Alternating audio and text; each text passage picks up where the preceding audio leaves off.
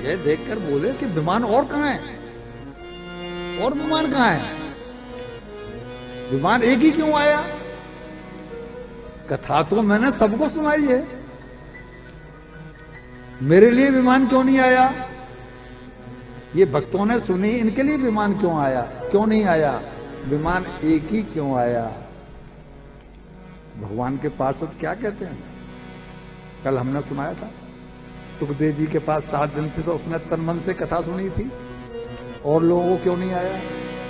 बोला, उन्होंने स्पष्ट बोला है कि इनके श्रवण का फर्क है। ये अदृढ़म च हतम ज्ञानम प्रमादेन हतम श्रुतुम संदिग्धो ही मंत्रो व्यगचित्तो हतो जप। उतने ध्यान से, उतने मंत्रों के प्रति निष्ठा से इन लोगों ने कथा नहीं सुनी है। इसके तन मन से लगी थी, ये प्रेत योनि में था, इसको लगी पड़ी थी किसी तरह से एक भी शब्द छूट नहीं जाए, किसी तरह से, किसी भी तरह से मेरा कल्याण हो जाए। अगर इसी युक्ति से ये सारे लोग सुने ना, आप कथा दोबारा करो, आप तो कथा दोबारा सुनाओ, और अगर इन्होंने इसी श्रद्धा से, इसी विश्वास से, दृढ़ता से सुना,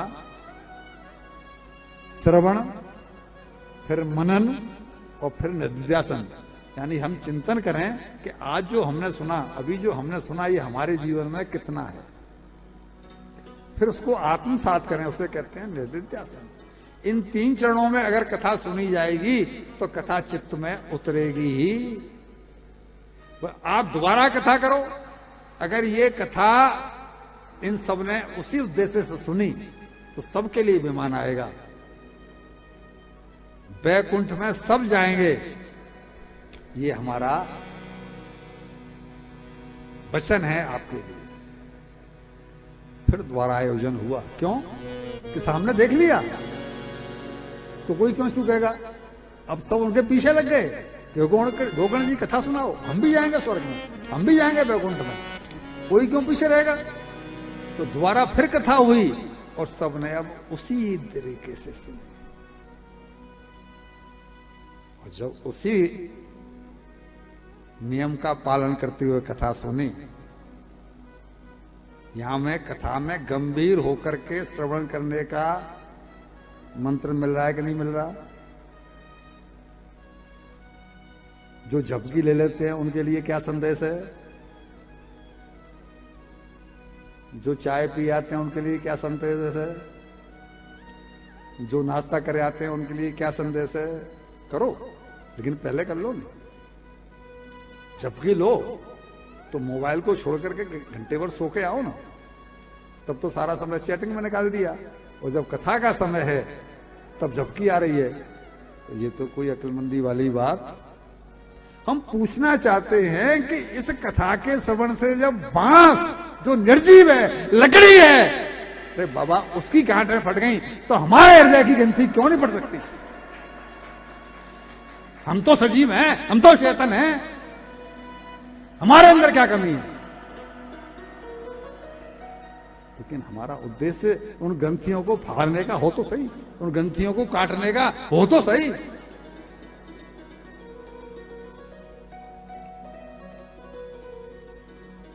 भगवान का कुछ पता नहीं किस पर रीझ गए, और जब इन्होंने उस युक्ति से कथा सुनी, भगवान रीझे, और भगवान स्वयं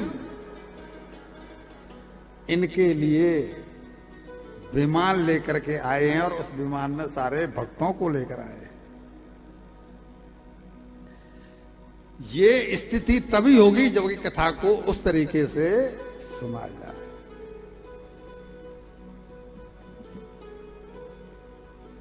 भगवान आए, गोकर्ण जी को भी उन्होंने चढ़ाया, उनको सारे तरीके से उनको अपने हृदय से लगाया, और हृदय से लगाने के बाद में उनको पीतांबरा आदि से विभूषित किया। भगवान ने विभूषित करने के बाद में उनको अपने हृदय से लगाया, विमान पर चढ़ाया और बैकुंठ में लेकर के।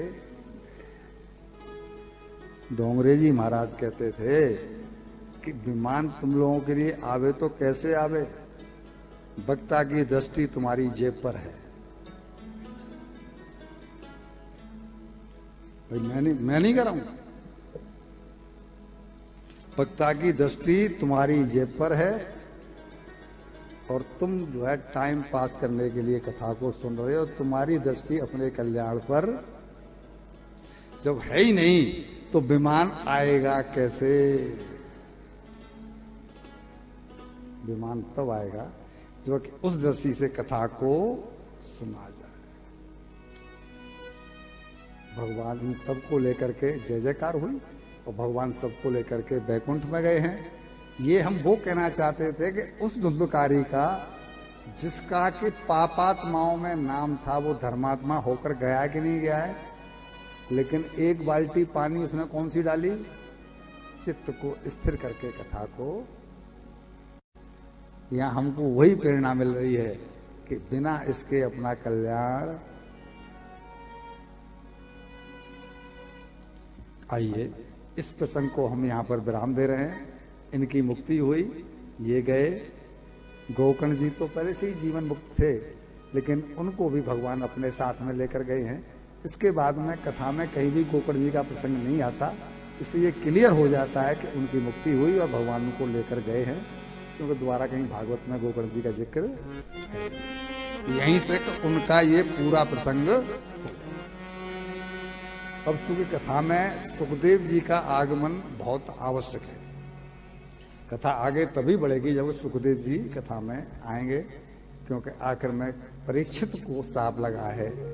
वो कथा जब तक नहीं आएगी जब तक कथा का पूर्ति नहीं होगी। तो हम थोड़ी देर के लिए और चले उधर, किधर?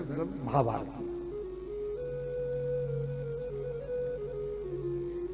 तो जब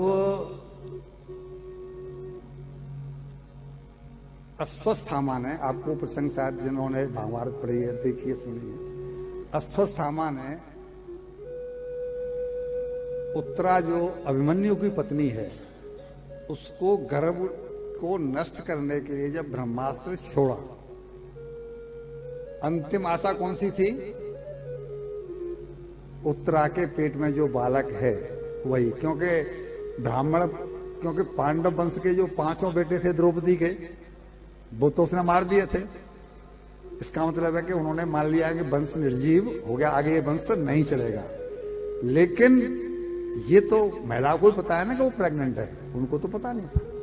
लेकिन भगवान जो कराना चाहे वो तो होता है। तो वो जो बालक था पेट में, जब उसको मालूम पड़ा कि अरे एक तो बालक अभी पेट में है, तो उसने, अश्वत्थामा ने इस बालक को मारने के लिए ब्रह्मास्त्र छोड़ा। और जब ब्रह्मास्त्र छोड़ा तो इसका गर्भ जलने लगा। जब जलने लगा तो ये वहां से भागी। भगवान तैयारी कर रहे थे द्वारका जाने की, युद्ध हो चुका था, युधिष्ठिर राजा बन चुके थे, भगवान को द्वारका वापस जाना था। वो तो ठीक है, सब कुछ अपने हिसाब से चल रहा था। लेकिन ये जब दौड़ती आई रोते रोते, बचाओ बचाओ बचाओ, क्यों क्या हुआ? बोला मेरा गर्भ जला जा रहा है, मेरा गर्भ जला जा रहा है। और ये भगवान कृष्ण की शरण में आई है, जबकि वहां इसके 5 ससुर खड़े हुए हैं। दादा ससुर इसके जो है ना दादा ससुर, वो भी कौन कौन? युधिष्ठिर, भीम, अर्जुन, ऐसे ऐसे। लेकिन ये उनकी शरण में नहीं गई। किसकी शरण में गई? भगवान की। क्यों? कि ये भी तो उन्हीं की शरण में जाएंगे।